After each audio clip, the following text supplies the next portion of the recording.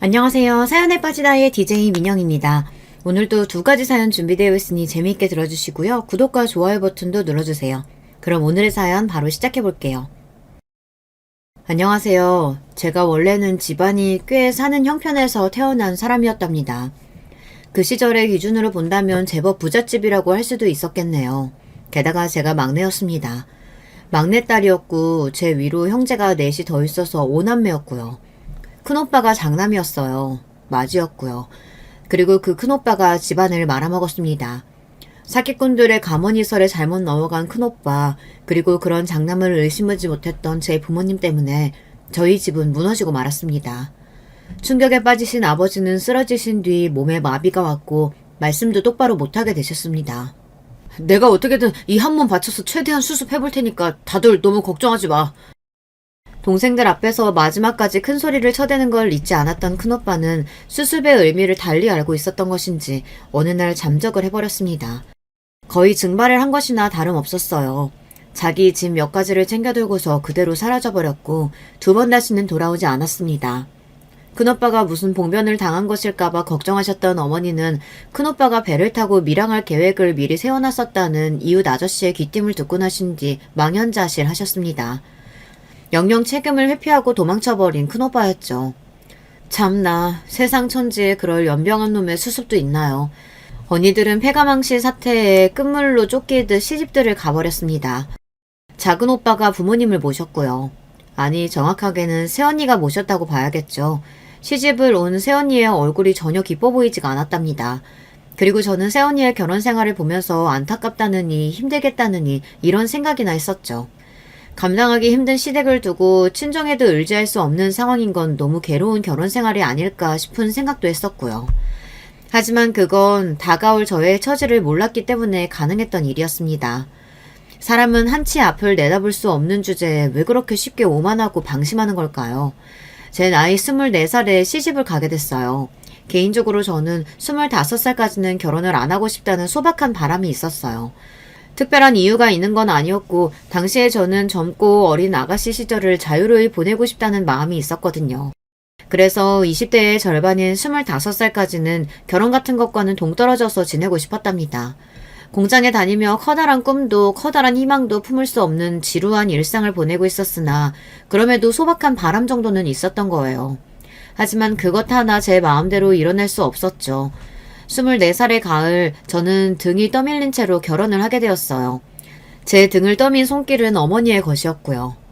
나 죽기 전에 막내 네가 시집 가는 거 봐야겠다. 어머니 어디 많이 편찮으세요? 돌아가시는 날도 아주 먼 것 같은데 왜 그런 핑계로 저를 급하게 시집 보내려고 하시는 거예요? 저는 별로 그러고 싶은 마음 없어요. 내키지 않는다고요. 그래? 그렇다면 말 바꾸마. 내가 아니라 네 아버지가 숨 넘어가기 전에 네가 시집 가는 걸 봐야겠다. 너도 알지?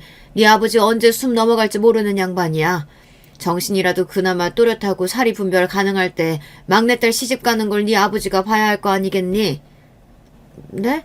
아버지가 언제 그렇게 상태가 안 좋아지셨어요? 저는 당황스러웠지만 결혼 결정이 물러지는 일은 없었답니다. 제 친정 집안이 그래도 한때는 꽤 살았다고 했죠. 그때 맺어주었던 인맥이 좀 있었던 것 같아요. 어머니가 그 인맥을 통해서 굽신굽신 허리를 숙이고 손바닥을 비벼가면서 비굴하게까지 구시며 그렇게 저의 결혼 자리를 알아봐 주신 것이었습니다. 등을 떠밀리고 등짝을 후려맞으며 저는 그렇게 시집을 가게 됐는데 상대는 7살 연상의 남자였어요. 좋은 집안의 인물이었냐고요? 아니요, 그렇지는 않았습니다. 하지만 집안이 폭삭 망해서 내려앉은 제 쪽의 사정에 비하자면 훨씬 나았고요. 어머니가 저를 꼭 이 집안에 시집 보내려는 이유가 있었으니 검사가 되려고 준비 중이었던 남자였거든요. 제 남편 말입니다. 검사의 꿈을 꾸면서 그때 한창 준비를 하며 피와 땀을 흘리던 시기였어요. 머리가 좋았고 야망이 넘치는 사람이었죠. 한마디로 표현해보자면 집안 배경에 비해 꿈이 원대한 인물이었어요. 가끔 살다 보면 그런 사람들이 눈에 들어오죠. 집이 가난하든 어쩌든 힘들든 말든 목표를 향해서 살벌하리만치 독한 자세로 나아가는 사람들 말입니다. 남들이 보기에는 불가능을 향해 나아가는 것처럼 보여요. 왜냐하면 그 사람이 처한 상황과 위치에 비해 그 사람이 노리는 목표가 너무나 커 보이기 때문입니다. 하지만 성공하는 사람들은 기어이 그 도약을 해내고 맙니다. 이것이 일반적인 대다수의 사람들과 현실에 안주하지 않고 이를 악문 채 기적이라는 두 글자를 가슴팍에 새겨놓고 많은 성공한 사람들의 차이점 같아요. 정신력부터 다른 것이죠. 너는 내 덕에 시집 한번 정말 잘 간 줄 알아라. 어머니, 그 사람이 정말 검사가 될지 안 될지도 모르는걸요? 눈빛부터가 보통 내기가 아니던데 안 되는 편이 이상하지. 그런 인물이 검사 노릇 안 하면 대체 누가 한단 말이니? 너는 하여간에 평생 이 어미한테 감사하면서 절이나 해. 이거사. 어머니는 저한테 얼마나 생색을 많이 내셨던지 모릅니다. 저는 집안의 막내라서 형제들 중에서 가장 집안이 풍요로웠던 시기를 덜 누린 입장이었는데요. 뼈 빠지게 일하면서 돈을 벌어야 했고 집안 분위기가 너무 엉망진창이 되어 있다 보니 눈칫밥을 먹느라 바쁘기만 했었어요. 제가 그랬다는 건 어머니가 전혀 고려를 안 하시는 모양이었네요. 하지만 굳이 이미 결혼을 해버린 마당에 엄마한테까지 득달같이 따지고 싶지 않아 그저 네 하고 마무리를 지었던 기억이 납니다. 요즘의 젊은 세대 아가씨들은 보는 눈이 다르던데요. 그 당시에는 생활력이 강하고 처자식 먹여 살리는 가장의 역할을 최고로 해내는 남자가 진짜 남자 중에 남자였어요. 그리고 그게 멋있어 보였답니다. 그러니 제가 주위에서 시집 잘 갔다는 평가를 받았죠. 남편은 검사가 될 준비를 하고 있었을 뿐 검사가 아직 된 것도 아니었는데 말입니다. 마냥 시집을 잘 갔다는 소리를 듣기에는 좀 억울했던 이유 중 하나가 시부모님을 제가 모시고 살았다는 부분이에요. 걸어서 5분 남짓 걸리는 거리에 시부모님이 살고 계셨습니다. 차로 5분이 아니고 걸어서 5분이었어요. 얼마나 가까웠던지 몰라요. 체감상으로는 솔직히 그냥 저희 옆집에 사시는 것만 같은 그런 기분이었네요. 결혼하면서 제가 돈을 들고 온 게 없었기 때문에 불평이나 불만을 털어놓을 수 없어 그냥 입을 꾹 다물었어요. 가만히 닥치고서 얌전히 시부모님을 챙겨드리는 그런 생활을 시작했었답니다. 남편이 3남매 중에서 막내예요. 그리고 약간 늦둥이고요. 게다가 위로 누나만 둘이 있습니다. 말 다 했죠. 진작에 시집들을 간 지 오래였던 시누이들은 둘 다 다른 지역에 살았습니다. 큰 시누이는 차로 1시간 정도 걸리는 거리에 살았고요. 작은 시누이는 그것보다 좀 더 걸려서 거의 1시간 30분 정도 거리에 살았습니다. 마음 같아서는 정말 둘 다 10시간씩 걸리는 거리에 살았으면 좋겠다는 생각을 했었네요. 왜냐하면 시누이들이 둘 다 저를 엄청 갈구면서 간섭질을 했었거든요. 아유, 올케, 집안꼴이 이게 뭐야? 이래가지고 살림이나 제대로 해? 올케, 밥을 왜 이 모양으로 차렸어? 아, 반찬이 전혀 다양하지가 못하잖아. 방금 들어보니까 아버지가 허리랑 무릎 같은 데가 요새 부쩍 더 아프다고 그러시던데. 올케 왜 그냥 뒀어? 일부러 모른 척한 거야? 나이가 안 많다고 해도 이런 건 알아서 째깍째깍 할 줄 알아야 하는 거 아닌가? 올케는 사람이 매사에 허술하고 부족해. 두 사람 다 돌아가면서 저를 얼마나 귀찮고 번거롭게 만들었는지 몰라요. 그래서 저는 시누이들만 마주쳐도 어느새인가 심장이 막 벌렁벌렁 하면서 귓가에 삐 울리는 소리까지 들리고 머리가 어지럽기까지 했습니다. 또 무슨 트집을 잡아서 쓸데없는 잔소리로 저를 힘들게 하려나 싶어서 진이 다 빠지는 나날이었어요. 시어머니께서도 당연히 딸들과 며느리들 사이에서 딸들 편이었기에 저는 맨날 눈치나 보게 되었고요. 그런 나날을 제가 버티며 살았었네요. 제 남편은 결국 검사가 되었어요. 기어이 꿈을 이루고 검사복을 입었습니다. 대단하죠. 인간 승리였어요. 지금도 대한민국에서 검사라고 하면 진짜 대단한 사자 직업 중 대표적인 예시잖아요. 그 당시에는 지금보다 더 체감상 대단했다고 여겨지네요. 게다가 집안 배경, 인맥이라든지 뭐 그런 백 하나 없이 혼자서 일을 바드득 갈아가며 올라간 자리였으니까요. 보통의 머리와 끈기 그리고 열정이 아니었습니다. 남편이 검사가 되었으니 그러면 저는 이제 검사 아내였죠. 갑자기 졸지에 사모님 소리를 들으며 사는 팔자가 된 건가 싶어 어리둥절했습니다. 남편과 저는 극과 극 완전히 반대였어요. 남편이 검사가 되었다고 해서 제가 야심으로 눈을 빛내며 인생 역전을 외치는 일도 없었고 그저 머쓱해하며 참 잘된 일이라고 말하는 게 끝이었습니다. 모르겠어요. 제가 왜 그랬는지. 아마 저는 그 정도의 그릇이었나 봐요. 차라리 지금의 제가 그런 상황을 겪었다면 환호하면서 앞으로 어떻게 살아갈지 신나게 계획도 짜고 여러 가지 구상을 했을 텐데. 당시에 저는 그러지 못했죠. 배운 것도 할 줄 아는 것도 여러 방면에서 특출난 게 하나 없었어요. 그저 남편이 검사가 되었을 뿐이지 저라는 인간은 하나도 변함이 없다고 여겼었거든요. 자신감도 자존감도 없었던 저는 잘 되었다며 박수나 치는 것이 고작이었습니다. 저보다 오히려 친정 식구들이 신기해하면서 만세삼창을 했던 것 같네요. 참고로 남편이 검사가 되고 나서 2년 반이 지났을 때 아버지가 돌아가셨는데요. 이때 장례식장에서 검사 남편 덕택 좀 봤거든요. 저희 부모님의 오랜 지인분들께서 조문을 오셨다가 다들 화들짝 놀라셔서 선망의 눈빛으로 어머님을 쳐다보셨던 것만 보아도 분위기가 어땠는지 설명 다 했나 봅니다. 어머니는 결국 떠나보내신 아버지를 향한 슬픔보다 후레자식인 큰오빠를 향한 애증보다 막내 사위가 검사라는 사실이 너무 가슴 벅차고 행복할 수가 없어서 이게 꿈인지 생시인지 아직도 모르겠다는 그런 표정을 계속 짓고 계셨답니다. 네, 생각해보니 그런 순간들도 있었네요. 전부 지나간 추억이 되었습니다. 남편이 원래도 좀 까칠하고 예민했어요.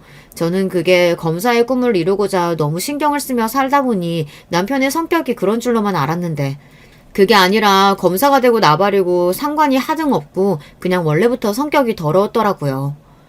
당신은 이것 하나 제대로 알지 못해? 그럼 당신은 도대체 정확히 아는 게 뭐가 있어? 머릿속에 든 건 하나도 없어가지고 애들은 어떻게 키울래? 자식 교육이나 제대로 할 수 있겠어? 그런 양변이 결국에 검사라는 목표까지 이뤄냈으니 얼마나 기고만장해졌겠나요. 벼는 익을수록 고개를 숙인다고 하던데 제 남편은 전생에 벼와 원수라도 졌는지 벼처럼 굴면 큰일 나는 줄 알았습니다. 얼마나 오만하고 싸가지가 없던지요. 세상 사람이 어떻게 다 똑똑하고 영특하고 빠릿빠릿합니까? 모든 사람이 셈에 밝으며 암산도 잘할 리가 없잖아요. 그런데 남편은 본인이 머리가 워낙 잘 돌아가고 야망 또한 넘치며 미래지향적인 인물이다 보니 저처럼 어리숙한 사람을 못 견뎌 했어요. 세상에서 가장 한심한 생명체를 바라보듯 그런 눈길로 저를 쳐다보기 일쑤였습니다. 하늘 같으신 검사님이라고 하는데 바쁘다는 핑계로 집에 안 들어와도 제가 할 말이 없었죠. 차라리 그냥 안 들어오기만 하면 모르겠으나 아무 때나 나갔다가 아무 데나 들어왔어요. 그러면 꼭 저한테 한 소리 했습니다. 밥 차려 밥! 당신 이제 와요? 빨래만 마저 개고 얼른 밥 차릴게요. 마저 갠다고? 보니까 이제 막 개기 시작한 거잖아. 언제 다 개서 언제 밥 차릴 건데? 밥부터 차려놓고 빨래 개든지 해. 아니 그래도 빨래 개려고 지금 준비하고 자리에 앉은 건데. 그게 무슨 상관인데? 제발 얼빠진 그 표정 좀 짓지 마. 한심해서 경멸스러우니까. 당장 가서 밥 차려. 네, 알았어요. 차리면 되잖아요. 찌개에다가 반찬은 김치볶음, 그거면 돼. 네. 근데 찌개는 무슨 찌개 끓일까요? 김치요, 된장이요? 반찬이 김치볶음인데, 그러면 찌개가 설마 김치찌개일까? 알았어요. 이런 일로 왜 이렇게 소리를 지르고 그래요? 하나부터 열까지 매사에 답답하니까 이러지. 내가 집구석에만 오면 속이 답답해. 남편은 언제나 짜증을 냈습니다. 그때는 제가 정말 답답하고 멍청하고 눈치도 없는 천하의 미련쟁이라서 남편을 짜증나게 만드는 것이라고 생각해서 너무 속상했어요. 남몰래 코를 훌쩍이며 밥을 차리기 일쑤였죠. 시간이 지나고 나서 그때를 가만히 돌이켜보면 제가 답답한 게 아니라 남편이 비정상적일 정도로 예민하고 걸핏하면 신경질을 내고 하나부터 열까지 본인의 말만 맞다고 생각하며 우겨대는 사람이었습니다. 하지만 당시에는 제가 그런 걸 따져볼 여력이 있나요? 저는 집안이 패가망신해서 얼떨결에 어머니가 인맥을 통하고 또 통해서 머리 좋은 남자한테 맨몸으로 시집을 온 입장이었어요. 그리고 남편은 검사라는 것 하나로도 정리가 끝나는 능력이 좋은 인물이었던걸요. 저는 그 앞에서 무조건 깨갱 납작 엎드리게 되었습니다. 뉴스에서 어려운 경제용어라든지 정치 싸움 이야기가 나오면 남편은 심각한 표정이 되고 저는 혹여나 저런 말도 못 알아듣는 일점 무식이라는 핀잔이 늘어날까봐 황급히 분위기를 살피다가 부엌 정리라도 하려고 자리를 옮기기 일쑤였답니다. 남편이 어디 하루 이틀 저에게 무식하다고 욕을 했어야 말이죠. 제가 애들도 혼자 키웠거든요. 전부 제 몫이었어요. 딸 하나 아들 하나를 두었습니다. 그래서 저는 딸 있는 집도 아들 있는 집도 부러워할 필요가 없었죠.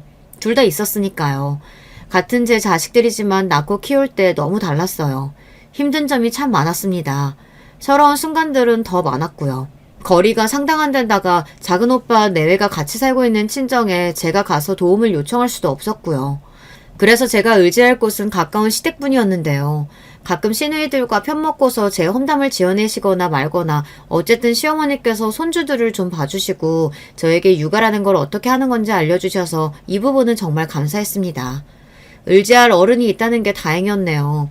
제가 생각하기로는 손주들을 보시면서 시어머니께서도 저를 참 안 됐다라고 처음 여기시게 된 것 같아요. 당신의 잘난 아들이 워낙 이런 핑계 저런 핑계 대며 육아에 일절 참여를 안 했으니까요. 저 혼자 외롭게 고군분투를 하는 모습을 시어머니께서 안쓰러이 바라보게 되셨던 것 같습니다. 남편이 검사가 되었을 때 눈을 멀뚱멀뚱하게 뜨고 박수나 쳤던 저인데 이런 제가 사치라도 할 것 같나요? 그럴 여유도 시간도 없었네요. 심지어는 경제권을 아예 쥐어본 적도 없었고요. 남편이 말하기를 제가 덧셈 뺄셈도 헷갈려하고 구구단도 똑바로 못하는 바보 천치라서 죽었다 깨어나도 돈을 맡길 수 없다고 하였습니다. 그런 식으로 저를 깎아내리고 억압했던 거죠. 제가 생활 속에서 뭘 크게 누리는 것도 없이 고생만 하니까 시어머니께서도 커가는 손주들의 성장을 바라보시며 슬그머니 시누이들과 제 험담을 하시는 걸 중단하게 되셨던 듯 싶어요. 그냥 어디까지나 제 추측이지만 그렇습니다. 남편은 애들이 학교에서 몇 등 하는지 그것만 궁금해하는 작자였어요. 뭐? 9등을 했다고? 지난 학기보다 조금 떨어지긴 했어도 그래도 정말 잘한 것 같지 않아요? 미치겠다. 9등을 뭐 했어? 어디다 써? 나만 내 새끼가 대견한 거예요? 9등도 충분히 잘한 거예요. 반에서 9등이 아니라 전교에서 9등이잖아. 왜 갑자기 소리를 버럭 지르고 그래요? 심장 떨어지는 줄 알았네. 아휴, 꼴 보기 싫어. 그 답답한 표정 좀 제발 집어쳐. 엄마가 이 모양 이 꼴이니까 애들도 엄마 보고 닮아가는 거 아니야. 남편이 혀를 끌끌 차며 저를 한심하게 바라봤어요. 제 본심으로는 애들이 잘난 아빠를 보고 배우기를 원한다면 집구석에 아빠가 붙어 있어야 하는 거 아니냐고 그렇게 따져 묻고 싶었습니다. 바깥에서만 검사일을 잘하면 다인가요? 집에서는 좋은 남편도 좋은 아빠도 아니었던걸요. 심지어 좋은 아들, 좋은 동생도 아니었고요. 남편에 비하자면 하나부터 10까지 조건이 부족하고 후달리는 저였는데, 그리고 팔은 안으로 굽기 마련인데 시댁 식구들이 시간이 지나면서 저한테 마음이 기울었다는 것 자체가 남편이라는 사람이 얼마나 인정머리가 없는 작자였는지를 대변하는 지점이라고 생각합니다. 유전자가 정말 신기한 게 저희 딸이 자기 아빠의 얼굴을 정말 많이 닮았어요. 남편하고 눈썹의 모양이 똑같고요. 눈매도 많이 비슷합니다. 어렸을 때는 몰랐는데 자라고 나니까 코 모양도 닮았더라고요. 그런데 성격이 저를 닮았어요. 외모를 제외한 모든 것이 저와 너무 비슷했습니다. 나쁜 말로 표현해보자면 그러니까 맹하고 어리버리했다는 거죠. 그나마 공부 환경이 받쳐주고 지원이 빵빵하게 들어갔으니 저희 딸이 그럭저럭 학창시절에 성적을 냈던 것이지 그렇지 않았다면 성적은 바닥에 가까웠을 거예요. 공부머리가 썩 그렇게 있지 않은 편이었으며 더욱 중요한 건 기본적으로 그런 쪽에 흥미나 관심이 없었다는 것이죠. 공부를 열심히 해서 성공을 하고 이 다음에 큰 사람이 되고 사회적으로 무슨 일을 할 거고 뭐 이런 미래 계획이 저희 딸에게는 옛날부터 뚜렷하게 없었어요. 대신에 글이나 그림을 끄적이는 걸 좋아했고 저를 도와서 집안 살림을 하는 걸 잘했으며 어렸을 때부터 고사리 손으로 자기 할아버지 할머니의 어깨를 주물러드리며 자잘한 심부름도 군소리 한번 안 하고 다녀오던 착한 심성의 소유자였어요. 게다가 손재주가 좋아서 중학교 때 뜨개질 동아리 활동을 하더니 그걸 계기로 혼자 이것저것 잘 만들었습니다. 누가 가르쳐주고 그 밑에서 배운 것도 아닌데 혼자 그냥 목도리도 만들고 장갑도 만들더라고요. 그러더니 천으로 가방도 만들었고 심지어 나중에 보니까 귀걸이나 목걸이, 팔찌 같은 것도 혼자 만들어서 착용하고 다녔습니다.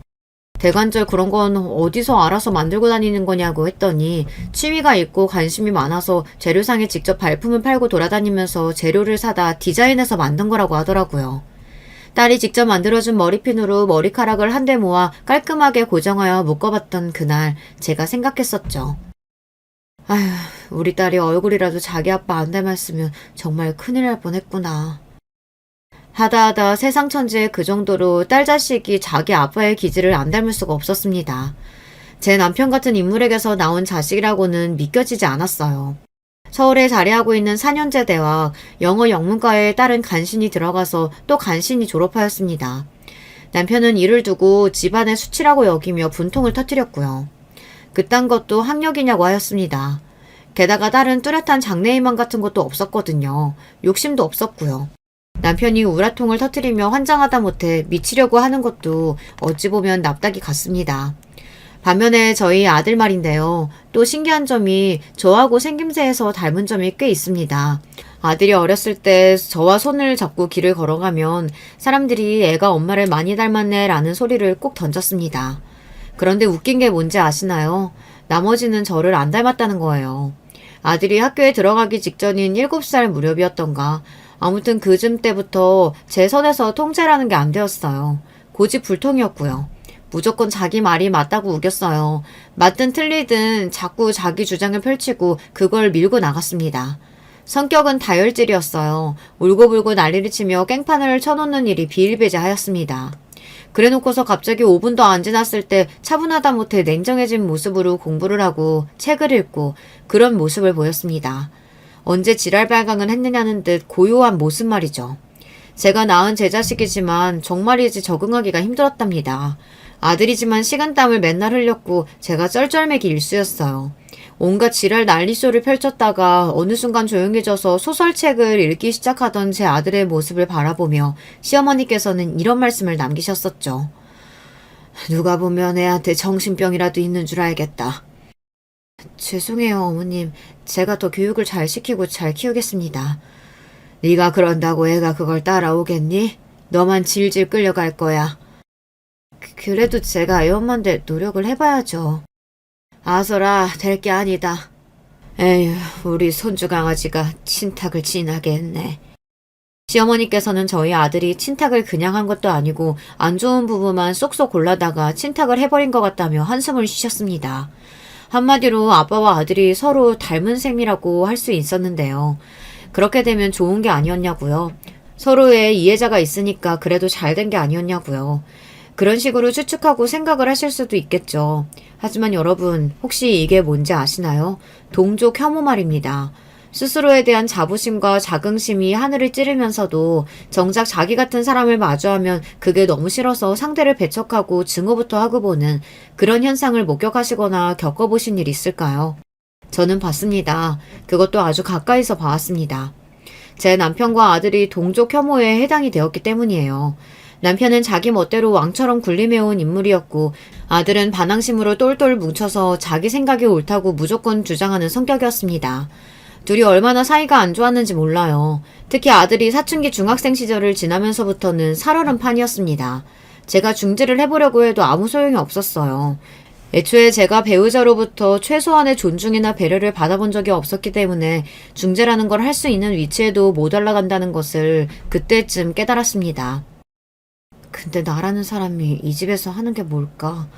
남편하고 자식들이고 전부 내가 그냥 챙겨주고 뒷바라지를 해주고 그럴 뿐이네. 시부모님까지 챙겨드리면서 나는 지난 세월을 뭘 한 걸까? 그냥 그렇게만 살아왔을 뿐 나 자신을 위해서 온전한 취미생활이라도 한번 가져보지 못했어. 내 물건을 사기 위해 쇼핑이라도 한번 나가본 적이 있었나? 남편과 자식들 것만 챙기면서 살아왔지.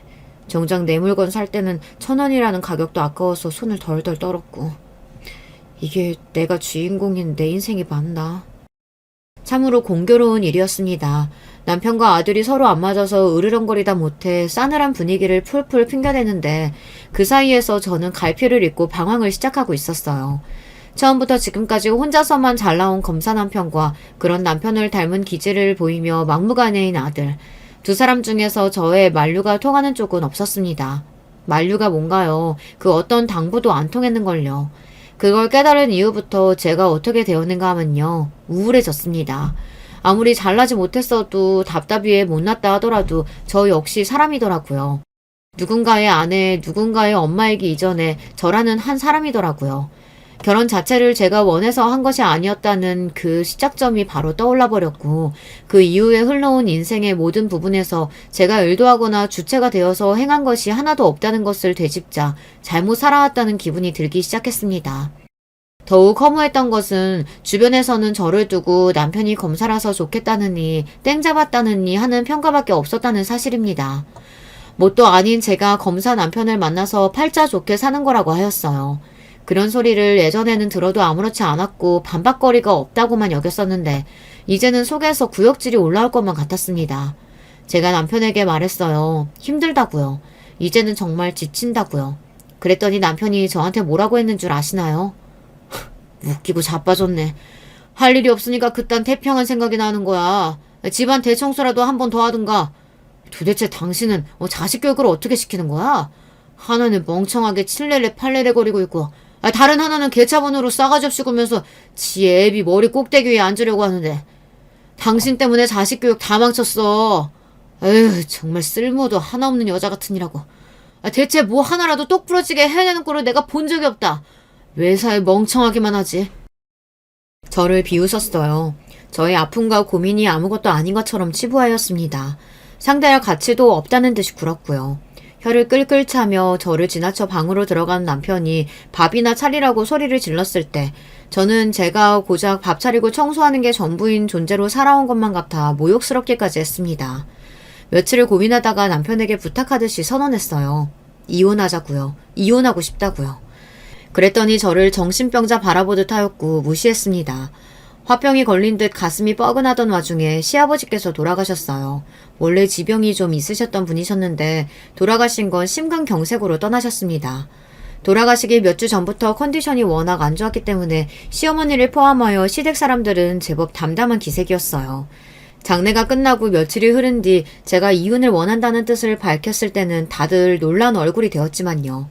지금까지 잘 참았으면 앞으로도 참으라며 저를 달래고 회유하는 것으로 입을 열었던 시댁 사람들이었고 그런 반응을 저는 예상했었습니다. 그래서 조용히 고개를 떨고 왔는데 잠시 후 시어머니께서 깜짝 놀랄 만한 소리를 하셨죠. 그래, 하고 싶으면 해라.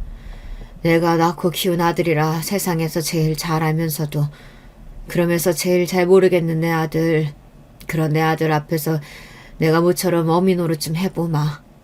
이혼하라고 내가 한번 설득해볼 테니까 그런 줄 알고 너도 이혼 준비 들어가라. 네? 그게 정말이세요?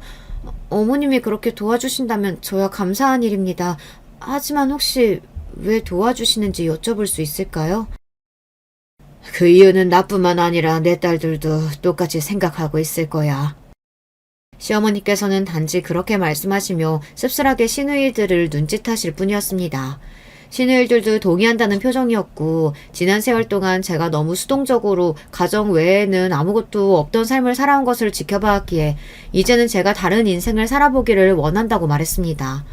시어머니와 시누이들 때문에 정말 미치게 힘들었을 때도 있었는데 세월이 다 지나보니 그런 과거가 좋은 결과로 돌아오기도 한다는 생각이 들어 피식 웃음이 나더라고요. 이렇게 개운한 웃음을 지어본 게 아가씨 시절 말고는 없었다는 기분이 들었습니다. 그래서 이혼을 마주하면서 저는 후련하기만 하였어요. 남편이 이혼해줄 이유가 없다면서 으르렁거렸으나 시댁도 그렇고 제 이야기를 듣고 난 친정 식구들이 저의 고충을 몰라주고 지내온 것이 미안했는지 적극적으로 이혼에 찬성하는 입장이었기에 고립이 되었습니다. 무엇보다 자식들이 부모의 이혼을 바라고 있었어요. 저를 닮은 딸은 제가 자유로운 일상을 보내길 원했기 때문에 이혼을 찬성했을 걸 예상했으나 아들이 의외였죠. 힘들게 소가리하면서도 키워낸 보람이 있다고 여겼네요. 그 덕에 남편과 이혼할 수 있었어요. 당신 분명히 후회할 거야. 다시 받아달라고 나한테 싹싹 빌게 되겠지. 남편은 자신만만하게 외쳤고 저는 대답 없이 그저 웃고 말았습니다. 야망이 없는 딸은 자기 아빠를 이제 안 보고 살아도 되고 집안의 수치라는 소리를 안 들어도 된다는 사실에 무척 해방감을 느끼는 모습이었어요. 아등바등하면서 살지 않아도 되도록 그저 하고 싶은 거 하면서 적당히 직장을 다녀도 되도록 저는 그렇게 딸을 지원해주면서 지냈습니다. 그리고 아들이 이혼에 적극 찬성을 했던 건 단지 자기 아빠한테서 완전히 벗어나서 후련하게 하고 싶은 대로 하기 위해서였다는 것을 저는 알게 됐죠. 아들은 미국으로 떠났습니다. 군복무를 마치고 얼마 되지 않았을 때 그런 계획을 진작 짜놨더라고요. 저한테는 상의도 안 했고요. 미국으로 갈 계획을 혼자 다 짜놓은 뒤에 시련을 코앞에 두고 저에게 통보만 해왔습니다. 누가 말리겠나 싶어서 그냥 보내줄 수밖에 없었네요. 솔직히 말릴 여력이 저에게 없다는 것도 인정이 된 지 오래였고요. 아들은 미국에서 공부를 한다더니 거기서 웬 사업으로 눈을 돌리게 되었습니다. 그러더니 재미교포 며느리를 만나 아예 눌러앉아 버렸고요. 골치가 아팠으나 한편으로는 체념이 되더군요. 아들 때문에 제가 남몰래 한숨을 쉬며 사는 모습을 딸은 다 알고 있었어요. 원체 세심하고 상냥하거든요. 그래서 딸은 제 곁에서 알콩달콩 일상을 오래 보내고 싶다고 말하며 자기 친구들이 다 시집을 갈 때 꿋꿋이 미혼 상태를 유지했습니다. 딸이 알아서 결정하겠지 싶어서 굳이 결혼에 대한 압박을 안 주었어요. 대신 세속적인 조건들을 따지기보다는 인간 대 인간으로 끌리는 상대를 만나 결혼했으면 좋겠다고 제가 그런 이야기를 자주 했었습니다. 그럴 때마다 딸은 자기 아빠가 떠오른다는 기색으로 진중하게 고개를 끄덕여댔고요. 그런 딸이 어떤 배우자를 맞이했을까요? 제 사위는 대학을 졸업하자마자 취직부터 했었다가 사업에 꿈이 있어서 퇴사를 한 뒤 그 길을 걸었던 전적이 있었습니다. 하지만 같이 사업을 시작했던 동업자에게 뒤통수를 맞으면서 실패로 끝났고요. 현실과 타협해서 다시 직장 생활을 하다가 저희 딸을 만나서 결혼을 한 상황이었어요. 사돈 내외는 건강상의 이유로 이른 귀농을 결심하셔서 멀리 시골에 살고 계셨고요. 사위가 외동이라 그런지 자기가 어떻게든 성공을 해서 효도를 하고 양친의 노후를 멋지게 책임지고 일해야겠다는 생각을 하는 것 같다고 제 눈에는 그렇게 보였습니다. 그랬기 때문에 결혼하고 8개월 정도가 되었을 때 직장을 그만두고 사업을 다시 해보겠다는 포부를 밝혀온 사위가 대견하게 여겨졌던 것이고요. 물론 그 이야기를 다짜고짜 사위가 저에게 전해온 것은 아니었고요. 딸이 이야기를 해왔어요.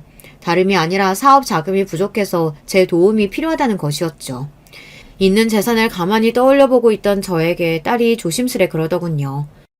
저희가 미리 생각해봤는데 엄마가 혹시 이 집 아파트를 담보로 대출을 받아주시면 어떨까 싶어서요. 그게 가장 확실한 방법이잖아요. 제 눈치를 살피면서 말하는 딸의 모습에서 저는 왜 그렇게 저의 옛날 소심했던 모습이 겹쳐 보였을까요?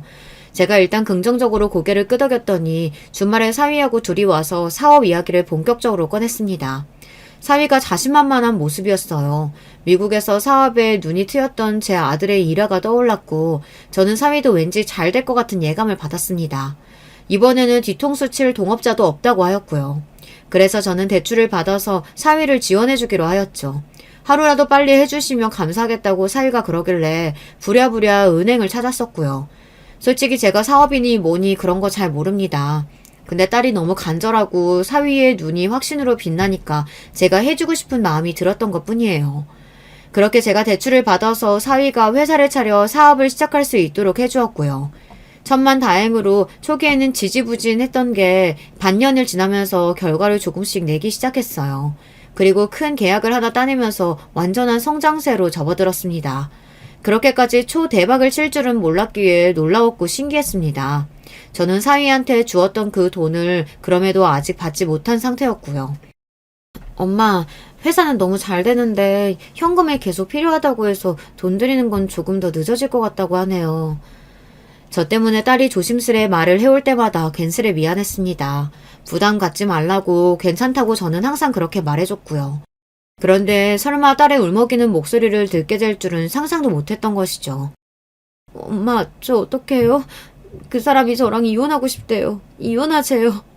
어느 달부터 왠지 낌새가 안 좋고 사람이 너무 달라진 것 같긴 했지만 바빠서 그렇겠거니 했는데 그게 아니었나 봐요. 저한테 마음이 완전히 떠서 그랬던 건가 봐요. 흐느끼는 딸의 목소리에는 죄책감까지 함께 어려 있었습니다. 자기가 선택해서 한 결혼이었고 자기가 먼저 나서서 저를 설득해서 대출을 받도록 하였고 그렇게 해서 시작된 회사가 성공을 거두자 돌아온 건 이혼 통보였으니까요. 억장이 무너졌습니다. 당장에 제가 사위를 찾아갔죠. 최서방, 자네가 그러고도 사람이야? 사업하고 싶다는 거 돈 없다고 해서 아파트 담보대출까지 해서 돈 빌려줬더니 어떻게 이래? 성공했으면 옆에 있는 사람한테 더 잘할 생각부터 해야지. 그 어떻게 옆에 있는 사람을 가르칠 생각부터 할 수가 있어? 장모님, 어리버리하신 줄은 알았는데 이제 보니까 말씀을 되게 잘하시네요. 모전 여전이라서 둘 다 어리숙하다고만 생각했었거든요. 뭐라고? 자네 원래 이렇게 무례한 사람이었나? 네, 제가 무례하다고 하는데 어쩌실 겁니까? 그리고 제가 이혼하겠다는데 장모님이 뭘 어떻게 하실 거예요? 사위가 저를 깔보며 비웃는 눈빛으로 흘겨보더군요. 치가 떨렸습니다. 아무것도 할 줄 모르는 무능력한 바보를 쳐다보는 듯한 그 시선이 불쾌했습니다. 사위는 아주 거리낄 것이 없다는 듯 당당하게 나왔어요. 딸은 자괴감에 빠져 울고 있었는데 말입니다. 저는 저를 한심하게 쳐다보곤 했던 인물을 떠올려낼 수밖에 없었죠. 분하지만 사위의 말대로 저는 아는 것도 정말 없었고 큰일 앞에서 소심하고 심약하기까지 했습니다. 그러나 저와 정반대인 인물이라면 잘 알고 있었으니까요. 약 15년간을 이혼 후 왕래하지 않았던 그 사람을 제가 이렇게 찾게 되었습니다. 용기를 내어 연락을 하였고 주소를 하나 보내줬더니 늦은 저녁에 전 남편이 집으로 찾아왔습니다. 오랜만에 봐서 저는 어색해하고 있는데 사람은 안 변하는 것인지 대뜸 저한테 이런 소리를 날렸습니다. 당신 바보야? 내가 상황 들었는데 그 자식은 이혼하고 싶어도 할 수가 없어. 이혼 사유가 없는데 뭔 놈의 이혼이야. 그 자식이 처가 도움으로 성공한 거잖아. 우리 딸이 재산 증식에 기여했으니 이혼하게 되면 재산 분할 많이 받을 수 있어. 이걸 알면 그 자식이 이혼 안 하지. 정말 모르고서 내지른 것이거나 아니면 처가를 완전 바보로 취급하고 도박 한번 걸어본 거야. 전 남편의 말에 심장이 철렁 내려앉았는데 그래도 안심이 되는 내용이라 다행이었습니다. 단호하게 확신에 차 있는 전 남편의 태도를 보니 솔직한 감상을 밝히자면 그 순간에는 그 모습이 그렇게나 믿음직스러울 수가 없더군요. 제가 몸을 떨며 한숨을 쉬자 전 남편이 혀를 끌끌 차며 말을 이어갔습니다.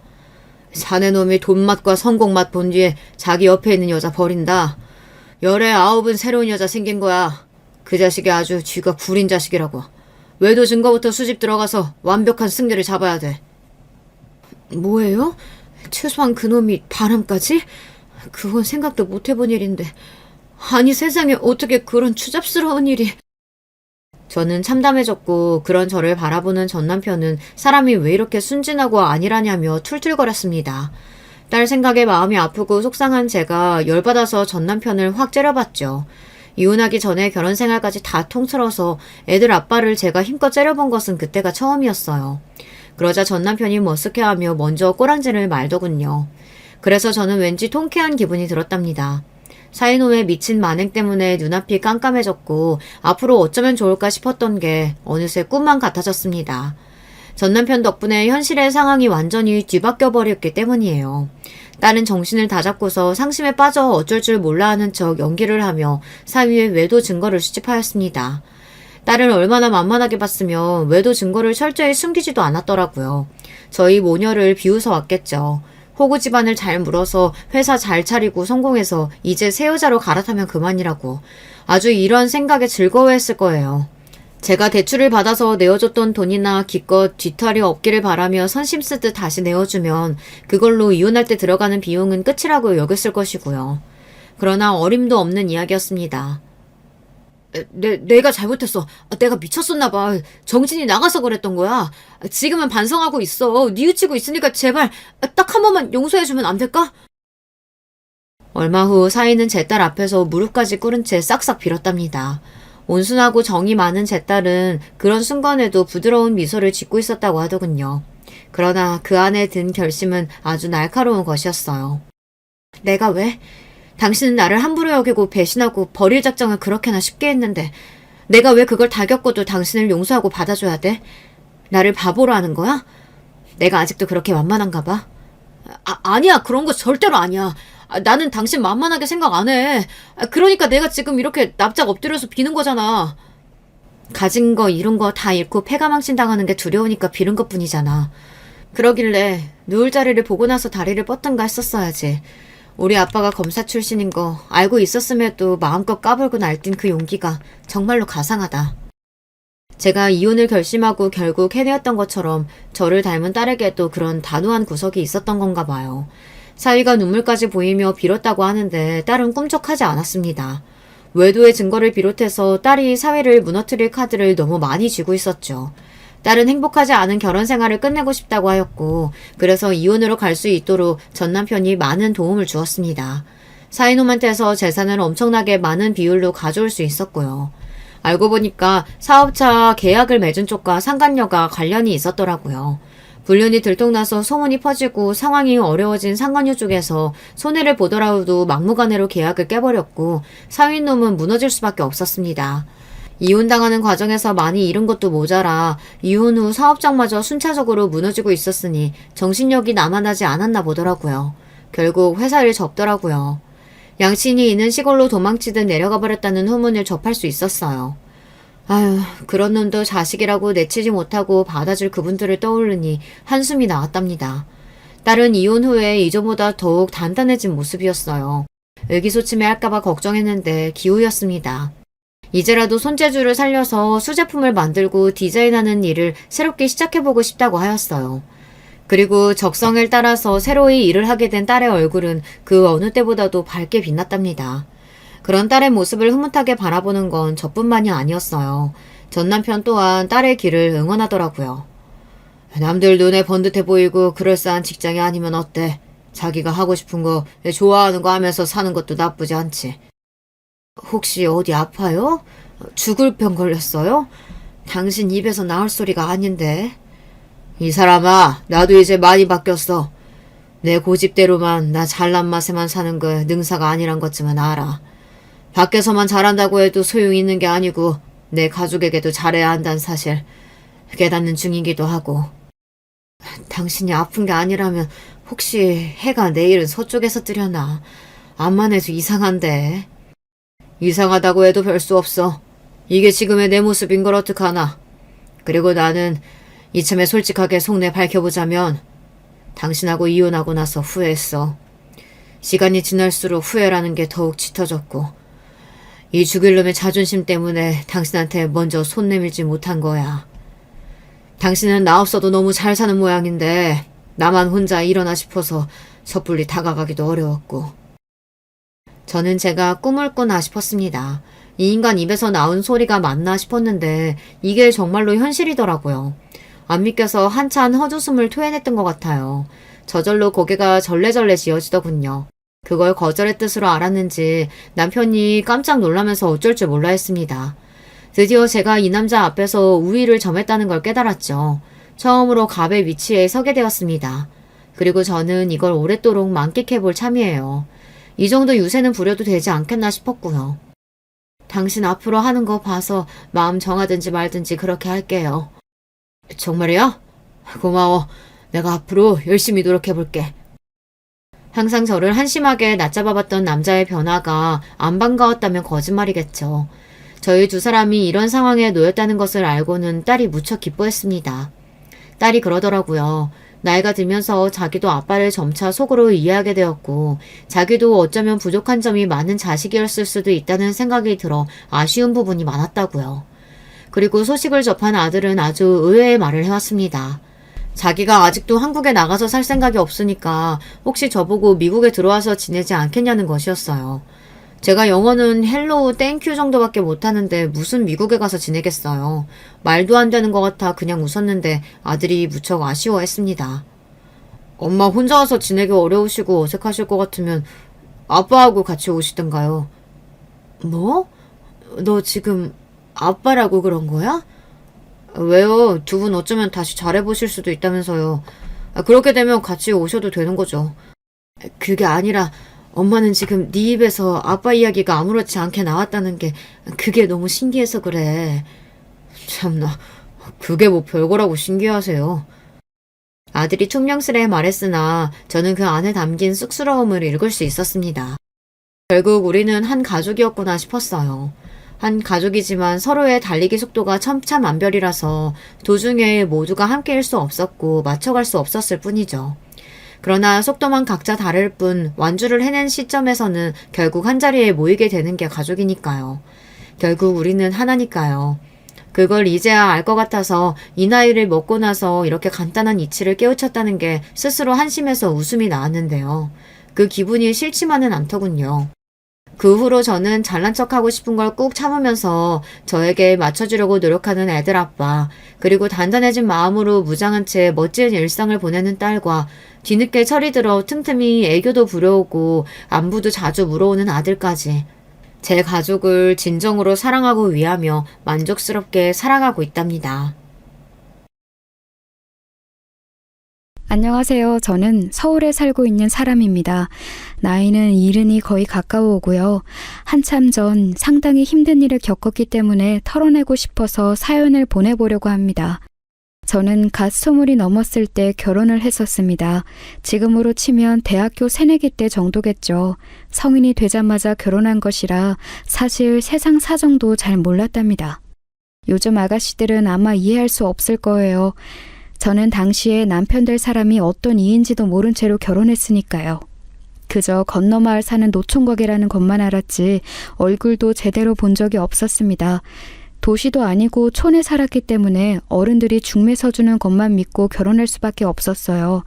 저희 부모님이 경제력이 좋지 않은 편이어서 먹고 살기가 빠듯했기 때문에 저는 당시 노총각한테 거의 팔려가듯이 시집을 가야 했습니다.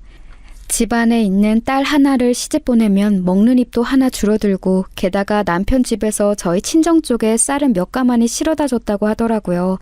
뭐 그렇다고 정말 인신매매 하듯이 팔려간 것은 아니고 그냥 딸을 시집 보내줬다는 감사의 표시로 살해를 한 것 정도이긴 했습니다. 그래도 지금 개념에서 보자면 당황스러운 것은 마찬가지일 거예요. 친정의 건너 마을에 살던 시댁은 그래도 저희 친정보다는 훨씬 사정이 나았습니다. 굉장히 가난한 마을이던 그 근방 촌에서는 나름 돈 좀 있다고 이름이 난 집이었으니까요. 그런데 제 남편 될 사람은 그 집안에서 좀 골칫덩이였지요. 둘째 아들이었는데 착실했던 시아주버님과는 다르게 사람이 기질이 좀 거칠었어요. 여기저기 가서 사고치고 다니고 일을 할 생각도 하지 않고 돌아다녀서 노총각이 될 때까지 결혼도 하지 않고 있었던 거였죠. 그런데 나이 30이 되던 해에 무슨 바람이 불었는지 시어머니의 결혼하라는 말에 하겠다고 대답을 했고 그 김에 급한 대로 가난한 저희 집에 정년기에 여자아이가 있다는 소문을 듣고서는 신부로 데려온 거였어요. 저하고 남편은 그러니까 10살 차이였습니다. 지금은 나이 차이가 너무 많이 난다고 뭐라고 할지도 모르지만 당시에는 10살 차이 정도는 꽤 많기는 했어요. 젊고 어린 신부들 가난한 집에서 데려다가 마을 노총각들한테 짝지어주는 일이 그렇게 드물지 않을 때라서 말이에요. 특히 촌에서는 꽤 많이 일어나는 일이었으니까요. 저도 뭐 처음에는 서러웠지만 그래도 이게 다 인생이겠거니 하고 시댁에 적응하려고 노력했습니다. 시댁은 그래도 그렇게 나쁜 분들은 아니었어요. 시어머니는 이제 갑자기 혼인하겠다고 하는 작은 아들이 기꺼워서 며느리인 저한테도 잘해주시려고 상당히 노력하셨었죠. 그래도 지금 기준으로 보면 그 당시 일은 시집살이가 심했다고 보실 수도 있지만 당시 촌의 시어머니로서는 굉장히 좋은 분이었어요. 보통 당시 밥을 먹을 때 남자들이 큰 상에 모여 앉아서 먹고 여자들은 뒤로 빠져서 작은 상에 앉아 먹었는데 작은 며느리이자 집안 막내인 저는 상에 밥도 올려놓지 못하고 그냥 바닥에 놓고 먹어야 했거든요. 그런데 시어머니가 그거 불쌍하다고 제 밥그릇을 위해서 작은 상을 조금 큰 것으로 바꾸어서 같이 앉아서 먹을 수가 있었죠. 바닥에 놓고 혼자 밥을 먹으면 남은 반찬 한두 가지 놓고서 그거에만 먹어야 하는데 작은 상에서 같이 먹으면 그래도 여러 가지 반찬을 먹을 수 있었거든요. 게다가 작은 며느리이니 이전 식사에서 남은 찬밥이나 누룽지를 먹었어야 했지만 시어머니가 일부러 따뜻한 밥으로 바꿔주시기도 했고요. 얼마나 감사했는지 몰라요. 시아버지는 엄격하고 가부장적인 분이어서 좀 무서웠지만 그래도 시어머니 덕분에 제가 살 수 있었죠. 남편도 생각했던 것보다 무척 좋았어요. 나이 차이가 10살이나 나다 보니 처음 제 얼굴을 보고서 한 말이 아이고 애기네 였었죠. 사실 30살짜리 총각이 20살짜리 여자아이를 봤으니 얼마나 어려 보였겠어요. 아직 젖살도 안 빠진 나이잖아요. 너무 어리다고 생각해서인지 남편은 저한테 무뚝뚝해도 이것저것 신경 써주는 게 있었죠. 밖에 나가서 놀다 들어올 때 자기가 먹던 간식 하나라도 들고 들어와서 저한테 준다든가 읍내 나가서 술 마시다가 예쁜 색깔 목도리라도 있으면 그거 하나 사들고 들어와서 저한테 준다든가 하는 식으로요. 시집살이가 고되지 않았다는 건 아니에요. 지금과는 달리 당시에는 시댁에 층층 시아 어르신들이 정말로 많았어요. 시조모, 시조부에 시외 삼촌들까지 다 모시고 살았었죠. 대부분이 다 엄하고 무서운 어르신분들이라서 숨도 못 쉴 정도였어요. 그래도 가장 무서워해하는 시어머니가 제 방패 역할을 해주셨고 남편도 저를 도와주면서 신경을 써주었으니 그 어린 나이에도 어쨌거나 저쨌거나 살 수가 있었던 거였죠. 사실 촌에서 그 시절에 가난한 집에서 태어났던 것에 비하면 시집을 아주 잘 간 거였어요. 처음에야 팔려가는 기분이라 싱숭생숭했지만 나중에 같은 나이 같은 마을 친구들을 보니 제가 얼마나 팔자가 좋았는지를 알겠더라고요. 시댁도 엉망이라 평생 시골에 박혀서 고생한 친구들이 참 많거든요. 처음에는 남편이 신혼이라 그런지 결혼 생활에 참 충실했어요. 집에도 항상 빨리 들어왔고 집안 어른들한테 행패를 부리지도 않았죠. 총각 시절에는 마을에서 싸움도 많이 하고 술도 그리 많이 마셨다는데 제가 갓 결혼했을 때는 믿어지지 않을 정도였어요. 저한테만은 무뚝뚝해도 세상 없이 신경 써주는 사람이었으니까요. 그런데 이제 결혼 생활이 1년이 지나고 2년이 지나니까 남편이 좀 실증이 나는 것 같더라고요. 저한테 이 시골 지겹지 않냐고, 혹시 같이 도시 나가 살 생각 없냐고 물었어요. 저는 아무것도 모르던 시절이었기 때문에 당연히 도시라고 하면 그냥 좋다고 여길 뿐이었죠. 그 당시에는 마을 전체에 TV가 2대밖에 없던 시절이었거든요. 그중 하나가 저희 시댁에 있었는데 시조부님 방에 있어서 저는 어쩌다 한번 가족들이 다 시조부님 방에 모여 인사드릴 때 화면을 보는 정도였어요. 그럴 때 화면에서 간혹 도시 풍경이 나오면 가슴이 뛰었었지요. 아직 어린 나이라서 더 넓은 세상으로 직접 나갈 생각은 꿈도 꾸지 못했지만요. 그런데 남편이 혹시 도시 나가서 살 생각 없냐고 하니까 저는 당연히 좋을 수밖에요. 남편은 저를 꼬드겨서 도시로 이사해서 살고 싶다, 독립하고 싶다고 말하도록 설득했어요. 남편이 먼저 시어머니와 시아버지에게 말했고 시어머니가 나중에 저한테 의향을 물으셨을 때 저도 나가고 싶다고 대답했죠. 사실 이 일로 시부모님도 근심이 많으셨다고 해요. 아직 남봉꾼에서 벗어난 지 얼마 되지도 않은 아들과 결혼한 지 몇 년 되지 않은 새 며느리를 밖으로 독립시키는 것이 맞냐는 거였죠. 사실 좀 무리한 일이기는 했어요. 남편은 도시에 나가서 대체 무슨 일을 해서 저를 벌어먹여 살릴지 아무런 생각이 없었거든요. 그저 도시로 나가서 밤 늦게까지 화려한 술집에서 술을 먹고 떠들면서 놀 생각에만 들떠 있었죠. 아마 거기에는 도시의 예쁜 여자들과 놀아날 생각도 많이 있었을 거예요. 하지만 시댁의 경제 사정이 괜찮다고는 해도 어디까지나 그 촌마을 수준에서였지 도시로 나가면 완전히 이야기가 달라지잖아요. 게다가 그 당시 시조부 건강이 안 좋으셔서 병원에 가셔야 했기 때문에 병원비도 많이 들고 있었죠. 집안 분위기가 심란한 와중에 막내 내외둘이 그런 소리를 하니 당연히 시부모님도 갑갑하실 수밖에요. 그런데 결국 남편이 이겼어요. 남편은 고집을 부려서 결국 도시로 이사 나가는 것을 허락받았고 시부모님은 밭을 조금 팔아서 저희 집 자금을 내주셨지요. 둘째이긴 해도 시어머니가 남편을 정말 많이 예뻐하셨으니 금쪽 같은 아들이 남의 집을 빌려서 사는 게 영 싫으셨던 모양이더라고요. 시아버지도 남자가 그래도 자기 집에서 살아야지 남의 집에 새들어서 사는 거 아니라고 주장하셨었고요. 덕분에 저희는 처음부터 고생하지 않고 도시에 작지만 저희 소유인 집을 하나 가지고서 올라갈 수 있게 되었죠. 그 당시 서울 외곽 부근이라 집값이 정말 싸긴 했는데 그래도 촌하고 비교할 수는 없었어요. 서울로 올라오고 나서 바로는 남편이 무척 행복한 것 같더라고요. 물론 얼른 직장을 잡아 너를 먹여 살리겠노라고 호언장담도 여러 번이었어요. 자기는 똑똑하기 때문에 어디든 이력서만 들이밀면 모셔갈 직장이 여기저기 널렸을 거라고 생각하고 있었죠. 무슨 자신감이었는지는 지금도 모르겠지만 당시 저는 남편이 정말 하늘 같은 지압이었기 때문에 당연히 그의 말대로 세상사가 모두 돌아갈 거라고 생각했어요.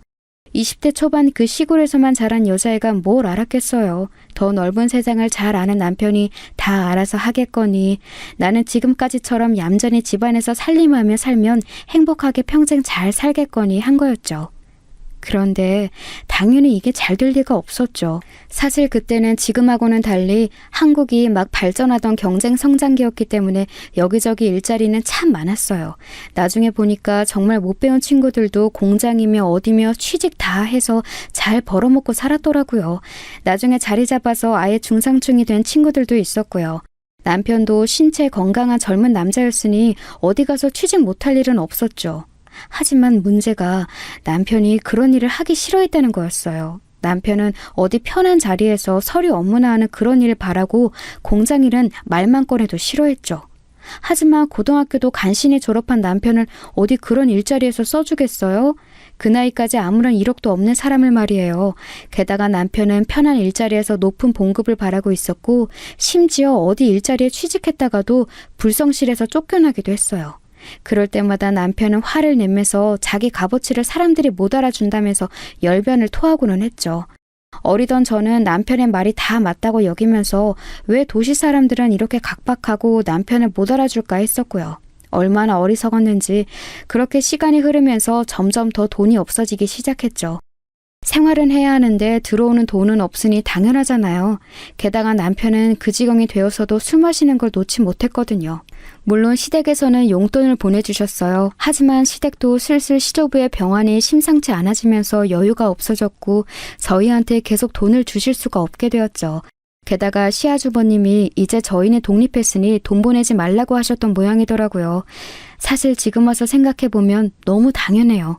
시아주버님은 장남으로 이제 시부모님까지 모시면서 시댁을 부양해야 하는데 여윳돈이 계속해서 독립한 둘째 내로 흘러들어가 버리면 그만큼 시댁에는 여유가 없어지는 거니까요. 집안 책임지는 사람으로서는 당연히 막을 수밖에 없었죠. 하지만 당시 저와 남편은 그런 시아주버님의 태도에 아주 분개했답니다. 저희의 유일한 돈줄이 시댁이었는데 그 돈마저 빼앗아 간다고요. 어차피 유산도 상속받을 사람은 시아주버님인데 그 정도 작은 돈마저 주지 않으려 한다고 남편이 정말 엄청나게 화를 냈었죠.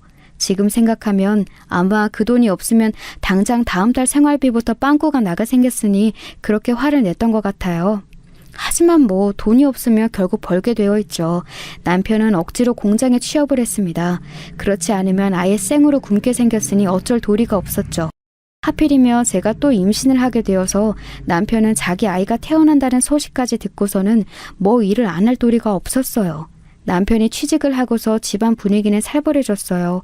저는 시댁이 있을 때와는 다르게 무척 예민하고 신경질적이 된 남편이 무서워서 제대로 말도 하지 못했고 남편은 퇴근해서 올 때마다 제 얼굴도 보지 않고 곧장 방으로 들어가 버렸고요. 차라리 시댁에 있을 때가 훨씬 행복했던 거였죠. 시댁에 있을 때는 다음 달 생활비 걱정 같은 걸 제가 할 필요도 없었고 집안 시댁 어르신들이 엄하다 하셔도 시어머니가 저를 살뜰히 살펴주셨으니까요.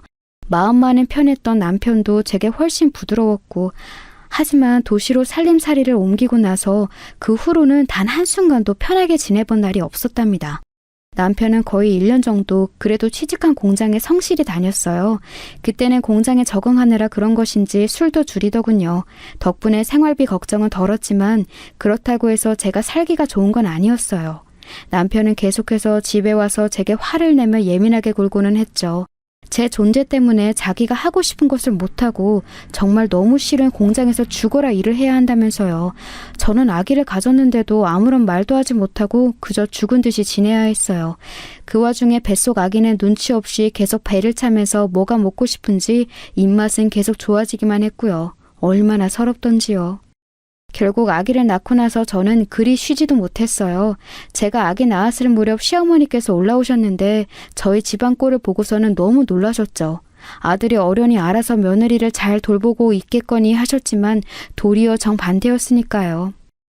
다행히도 낳은 첫 아이가 아들이라서 시어머니는 너무 기뻐하시면서 저를 돌봐주셨어요. 하지만 그렇다고 해도 시조부께서 위독하신 상황이라 저희 곁에 오래 머무실 수가 없는 상황이었죠. 시어머니는 얼른 내려가서 시조부 병구안을 해야 했으니까요. 결국 일주일 정도 누워있다가 일어나서 아이를 돌보며 집안일을 시작했어요. 남편은 그동안 제가 누워있던 게 그리도 꼴보기 싫었던지 시어머니가 내려가시자마자 저한테 잔소리 폭격을 시작했죠. 옆편 내가 누워있으니까 계속 살이 찐다면서 이제 임신한 것도 아니니 아이 돌보면서 살을 빼라는 둥, 화장품 뭐라도 하나 찍어 바르라는 둥, 도시 여자들은 어떤 여자도 당신같이 못생기지 않았다는 둥. 하지만 당시 남편의 봉급은 터무니없을 정도로 적어서 제가 화장품은커녕 장을 볼 때도 망설이게 될 정도였어요. 저와 남편의 입에 들어가는 식재료조차도 시장에서 상처난 것이나 질이 좋지 않아 저렴한 것을 사서 요리할 정도였거든요. 아들을 돌보면서 집안일을 하는데 정말 허리가 끊어지는 것 같았어요. 그때 고생하면서 얻은 증상들이 지금 이 나이까지도 저를 고생시키고 있죠. 게다가 아들을 낳고서 6개월 정도 지났는데 몸 상태가 이상해서 병원에 갔더니 또다시 임신 진단을 받았어요. 가뜩이나 새 식구 먹고 사는 것도 힘들어 미치는데 연년생으로 아이를 낳게 된 것이었죠. 남편은 길길이 날뛰면서 화를 냈어요. 그렇다고 아이를 지우라는 말은 안 했지만 아내가 주기를 계산해서 그걸 책임져야지 바쁜 남편이 어떻게 임신을 예상하면서 화를 너무 내더군요. 저는 다시 주눅이 들어서 결국 어리디 어린 첫 아들을 돌보면서 임신한 저 자신까지도 돌봐야 하는 신세가 되어버렸죠. 임신하면 얼마나 잠이 많이 오는지 아시죠? 첫 아이 임신 때는 그래도 버틸만 했는데 그 사이에 체력이 바닥났는지 둘째 때는 더 이상 견딜 수가 없을 정도로 잠이 오더라고요.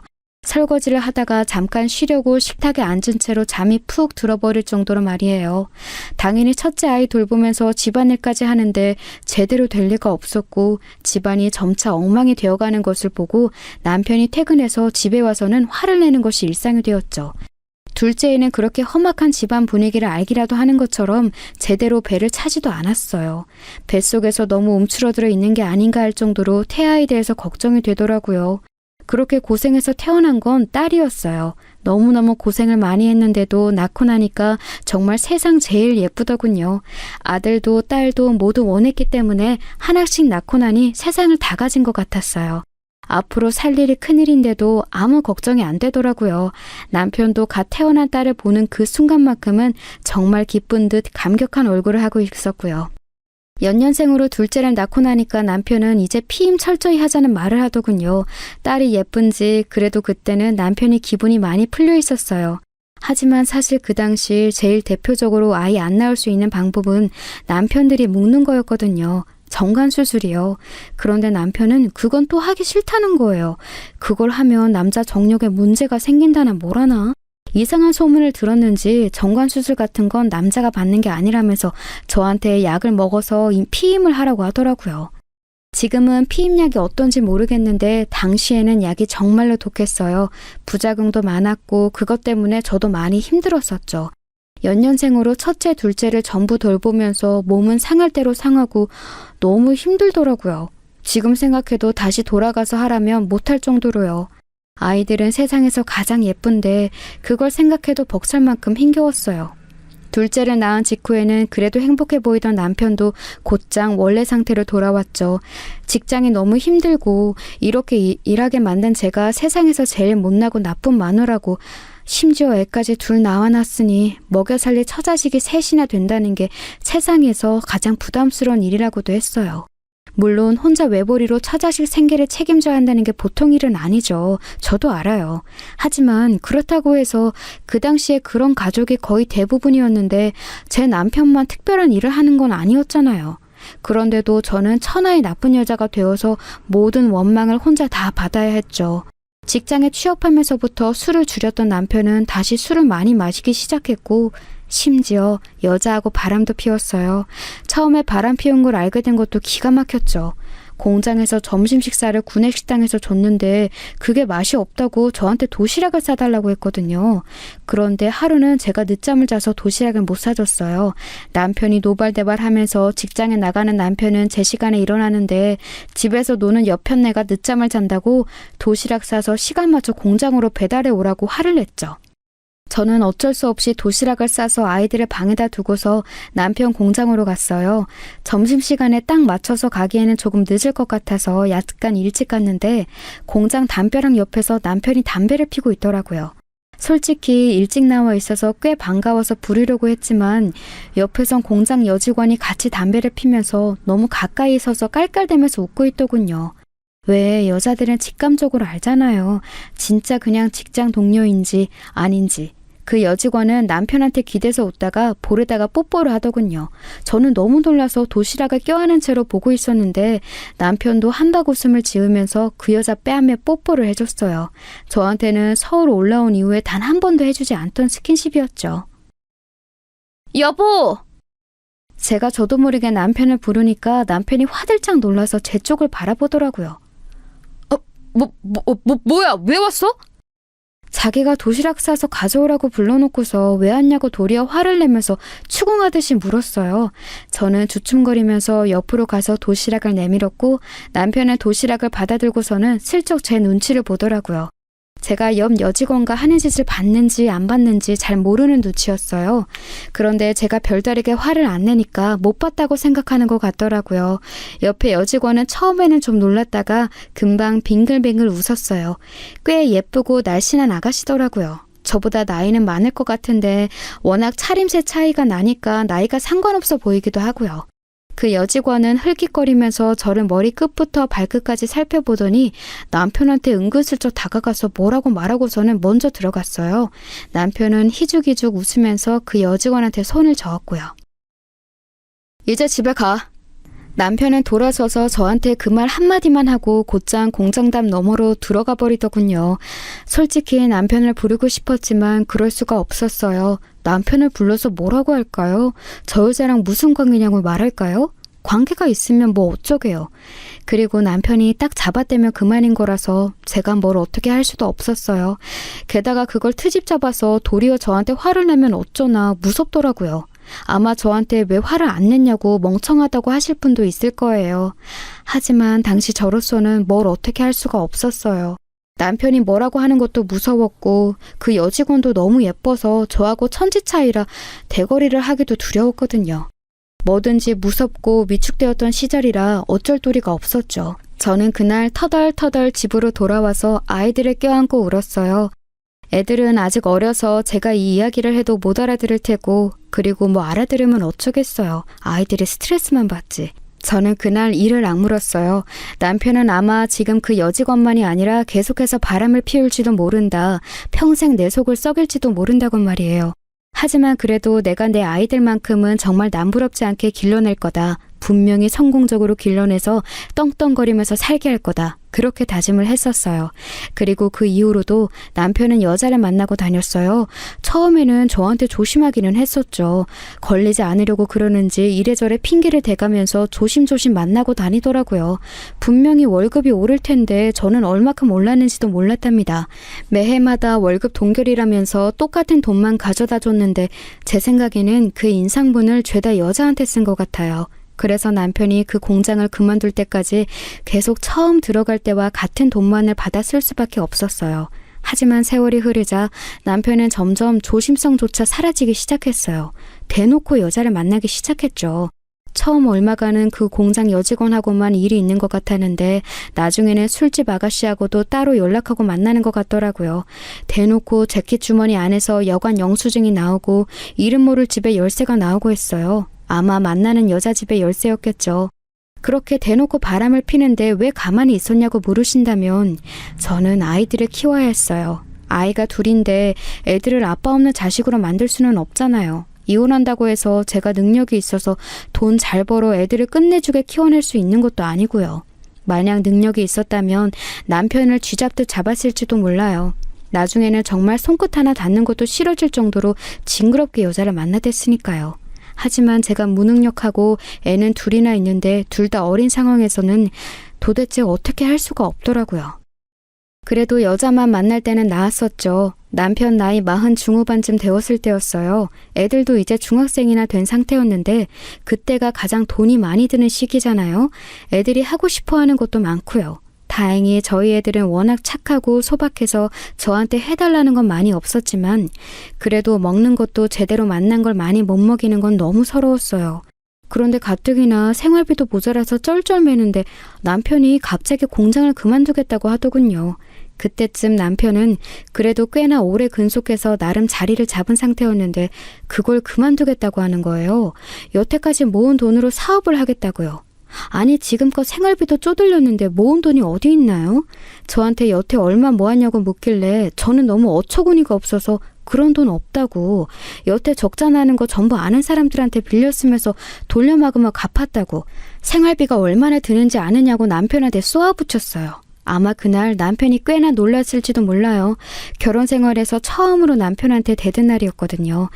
10살이나 차이가 나다 보니 남편은 당연히 저를 무슨 학생이나 어린 조카 대하듯이 했고 제가 말대답을 한다는 건 상상을 못할 정도였어요. 그런데 제가 마구 쏘아붙이면서 제정신이냐고 화를 냈으니 말이에요. 그런데 저희 남편이 정말 성격이 안 좋거든요. 제가 그렇게 말하는 걸 듣고 가만히 있을 리가 없었죠. 그날 거의 세간살이를 부숴가면서 남편이 소리를 질러댔고 저는 너무 무서워서 애들을 안고 방으로 도망 들어가 숨어 있었어요. 방문을 잠갔더니 문을 부셔버리겠다면서 남편이 두드리는데 정말 너무 무섭더군요. 오금이 떨릴 지경이라 애들을 껴안고서 창문으로라도 나가야 하나 고민을 할 정도였어요. 물론 3층 집이라서 불가능했지만요. 결국 남편은 정말로 공장을 그만두고서 사업을 시작했어요. 정확히는 자기 사업도 아니고 친구 사업에 이름 공동으로 올리고서 투자를 하는 거였죠. 사실 남편이 얼마나 허세가 가득한 사람인지를 생각해보면 그때까지 공장 얌전히 다닌 것만 해도 참 많이 참았다 싶기는 해요. 아마 여자를 만나면서 잘난 척하고 싶은 욕구를 풀었던 것 같은데 이제 40 중후반쯤 되니 돈이 없으면 아마 여자들이 안 많아졌던 모양이죠. 공장에 다니는 것 정도로는 도저히 여자 떵떵거리만 만날 정도의 여유가 없으니까 결국 투자 꼬드김에 넘어간 거였어요. 남편을 꼬드긴 건 서울 올라왔을 때 초반에 사귀었던 술친구였는데 딱 봐도 너무 양아치라서 제가 진짜 싫어하던 사람이었죠.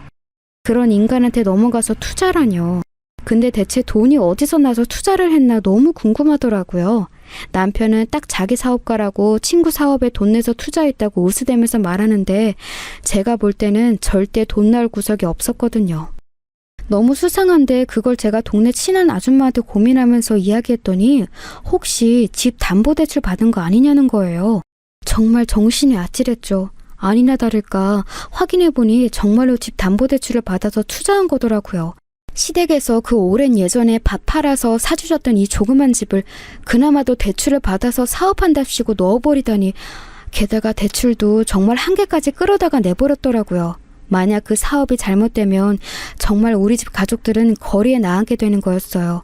저는 화를 내고 싶었지만 남편이 그렇게 방문하고 집안을 전부 부술 것처럼 발광하던 게 잊혀지지를 않았어요. 애들은 몸 성이 지켜야 하고 저도 다치고 싶지 않았으니까요.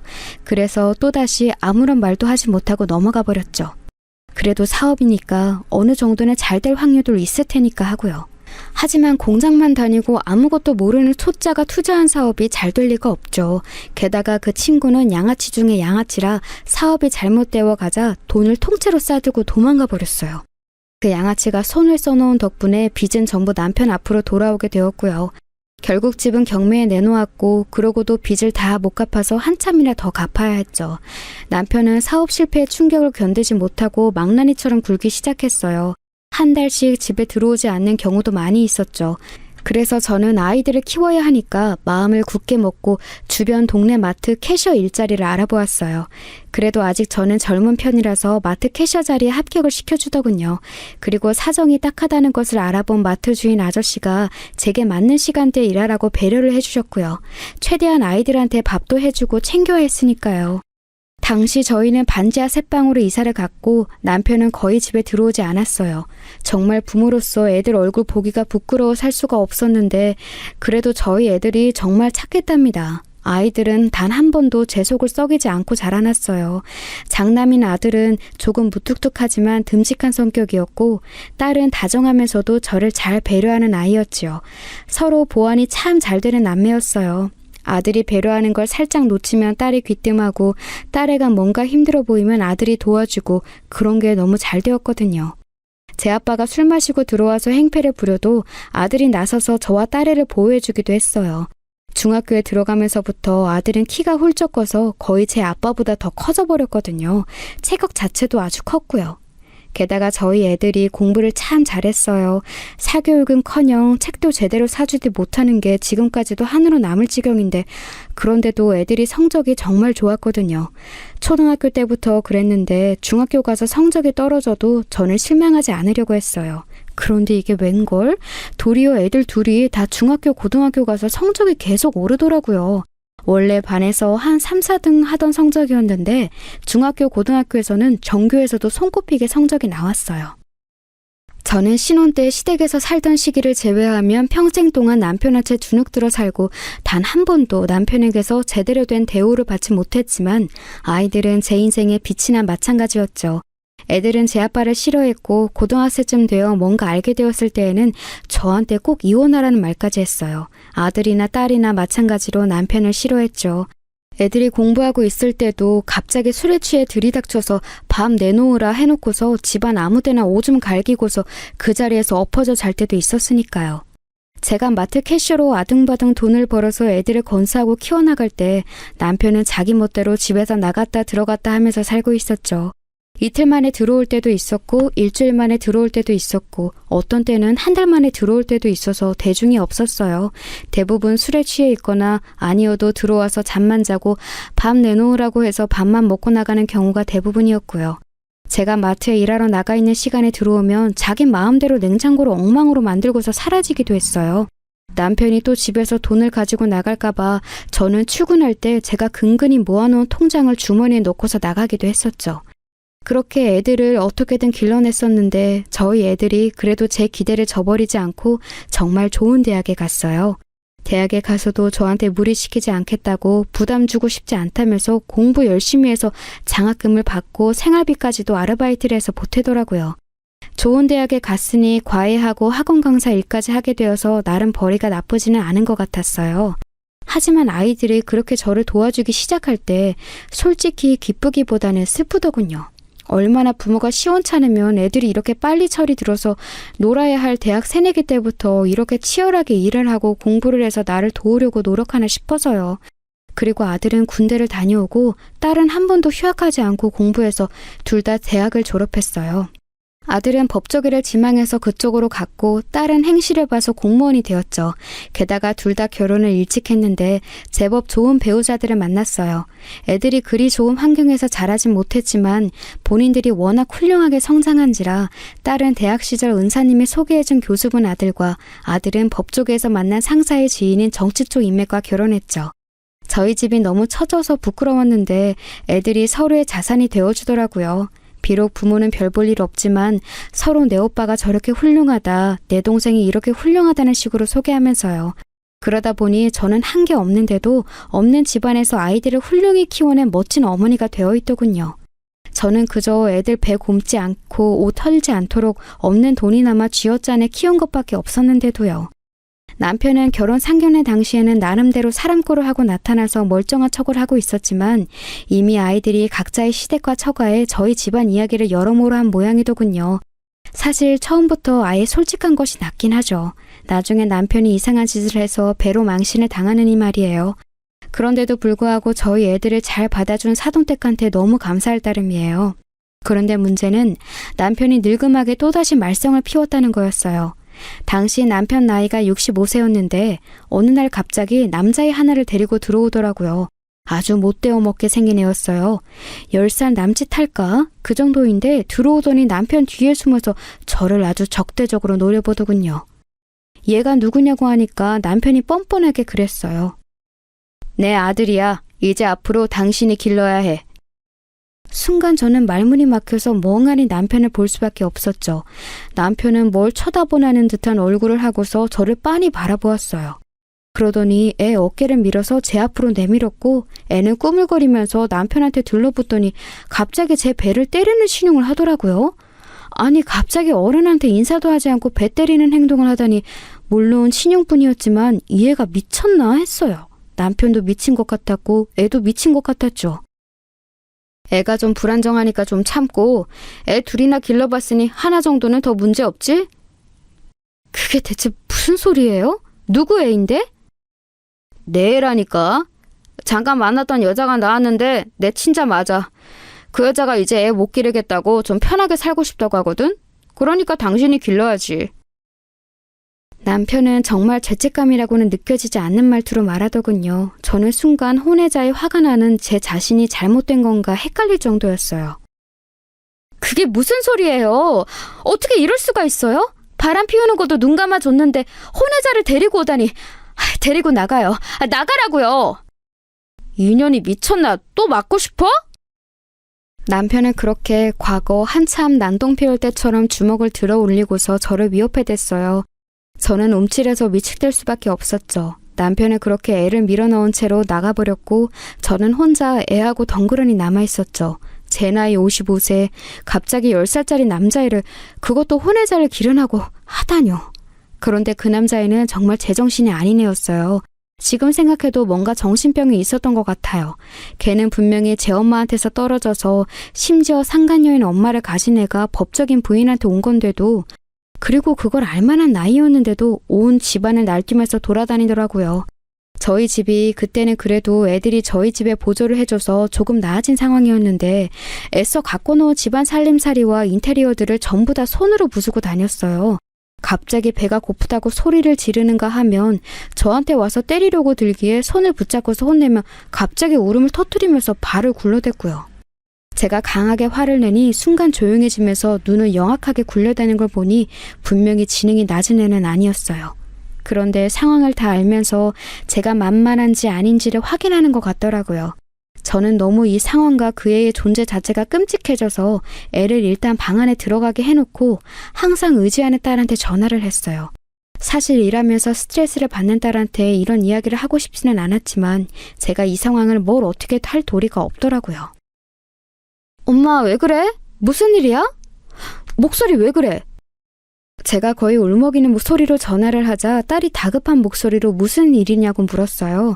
저는 지금껏 남편한테 당해온 일들이 전부 몰려들면서 너무 억울하고 화가 나서 말도 제대로 나오지가 않았죠.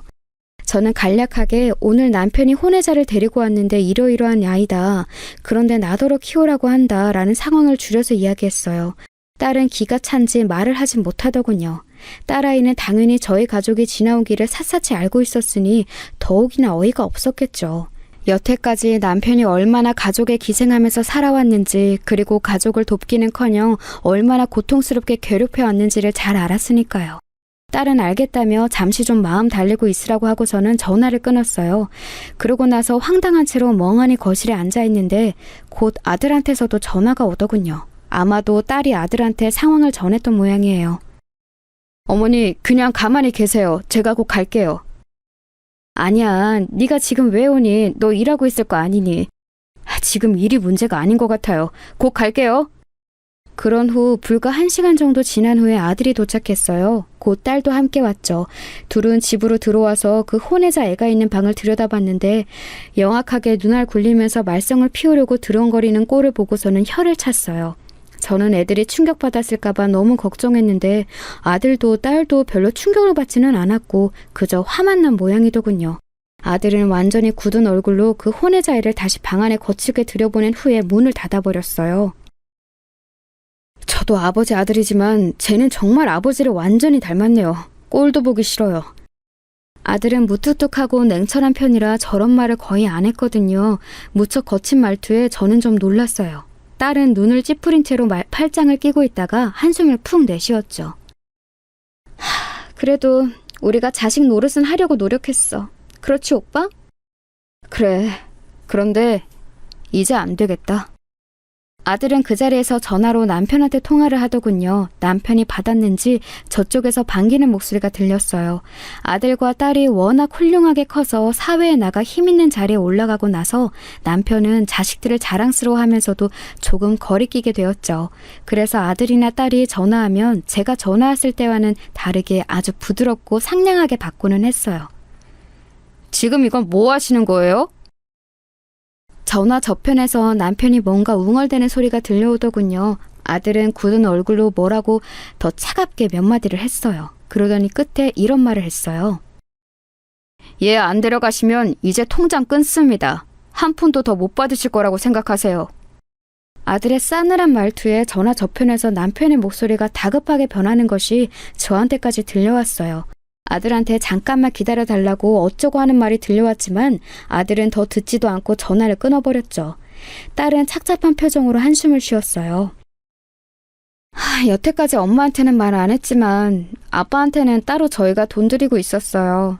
통장 하나에서 아빠한테 카드 드리고서 쓰라고 했지.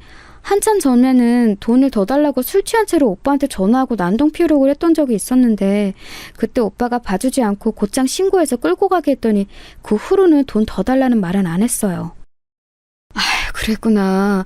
그래서 그 인간이 집에 와서 돈 내놓으라는 말을 안 했던 거구나.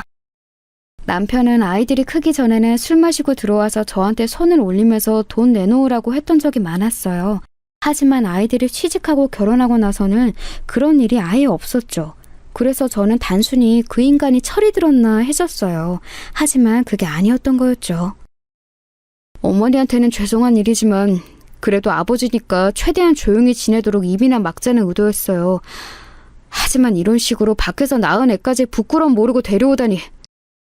아들은 얼굴이 굳어진 채로 그 혼외자 애가 들어가 있는 방문을 쏘아보았어요. 몇 시간 뒤 남편이 헐레벌떡 집 안으로 뛰어들어오더군요. 돈을 끊어버린다고 하니까 벌벌 떨면서 뛰어오는 게 정말 같지 않고 꼴보기가 싫었어요. 야, 내가 그냥 쟤 보낼 데가 없어서 데리고 온 거다. 한 번만 봐주면 안 되겠니? 따지면 제가 너희들 누뚱이 동생이고. 말 조심하세요. 누가 동생이에요? 저 상간녀한테서 낳은 애 동생으로 둔 적 없습니다. 아들은 대놓고 쏘아붙였고 남편은 얼굴이 창백해졌어요.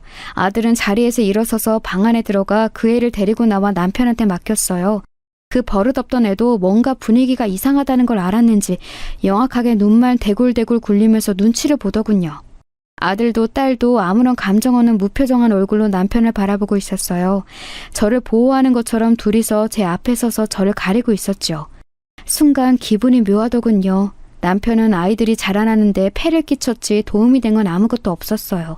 그 긴 세월이 이런 식으로 보상받는구나. 내가 내 아이들을 이렇게나 키워냈구나 싶어서 순간 눈물이 다 나더라고요. 남편은 벽처럼 선 아이들에게 할 말이 없는지 뭔가 웅얼대다가 그 혼외자를 데리고서 나갔어요. 그 애가 고아원으로 가든 그 상간녀한테 다시 가든 제 알 바는 아니었죠. 아들은 돌아서면서 저한테 한숨을 푹 쉬었어요. 어머니, 이제 아버지하고 이혼하세요. 이혼? 저 인간이 이혼을 해주겠니? 다 방법이 있어요. 어머니는 그냥 동의만 해주시면 되니까요. 딸과 아들은 이미 방법을 생각해둔 게 있다는 듯이 저한테 협의 이혼할 거냐고 의사만 물었어요. 저야 정말 환영이었죠. 남편 노릇 못한 지는 너무 오래되었고 이제 인생의 암적인 존재로만 남은 남편을 삶에서 떼어낼 수만 있다면야 뭐가 문제겠어요. 그 일이 있고 나서 한 달 뒤쯤 아이들이 남편하고 찾아왔어요. 남편 얼굴은 죽상이었고 그대로 법원에 가서 이혼 신청을 했죠. 저는 이 인간이 이렇게 고분고분하게 달려와서 이혼을 한다는 게 믿어지지가 않아서 애들한테 물어봤어요. 그랬더니 다 방법이 있다면서 알려주지 않더라고요. 나중에 보니 그 상간녀도 유부녀라 저와 이혼해주지 않으면 상간녀의 남편한테 불륜 이야기할 거라고 남편한테 위협했답니다. 상간녀의 남편이 하필 검찰 쪽 사람이라 고소에 대해 빠삭한지라 잘못하면 손해배상을 거하게 당할 수도 있다는 사실을 아는 남편은 결국 이혼에 동의했던 거였죠. 처음부터 끝까지 얼마나 한심한 인간이던지요. 결국 저는 그때 이혼에 성공하고 나서 한 번도 남편의 얼굴을 보지 못했어요. 아들과 딸이 어떻게 으름장을 놨는지는 몰라도 분명히 이혼했다고 해도 한 번쯤 집에 와서 행패를 부렸을 인간인데 코빼기도 안 보이더군요. 진작에 이렇게 할 걸. 그래도 아버지라고 괜히 망설였다고 아들이 후회할 만큼 편히 살고 있어요. 자식을 잘 길러놨더니 어미가 말년에 편하게 살게 되어서 정말 뿌듯하고 감사하네요. 요즘은 정말로 즐겁게 살고 있어서 매일매일이 즐겁답니다. 여러분도 항상 즐거우시면 좋겠네요.